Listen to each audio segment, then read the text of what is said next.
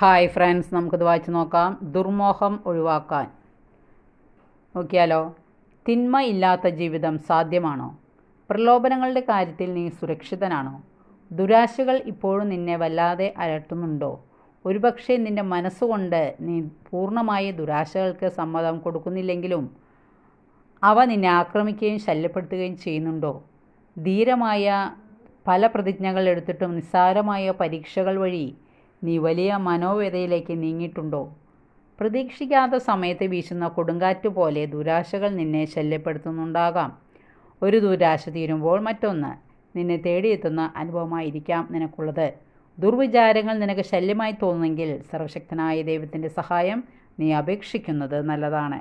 നിന്റെ മനസ്സാണ് ദുരാശകൾക്ക് കീഴ്പ്പെടണമോ ദുരാശകൾ ജയിക്കണമോ എന്ന് തീരുമാനിക്കുന്നത്. ദുരാശകൾ അത് തന്നെ പാപമല്ല. നിനക്ക് അവയുടെ മേൽ ജയിക്കാനുള്ള കഴിവ് പരിശുദ്ധാത്മാവ് തരും. ഓക്കെ.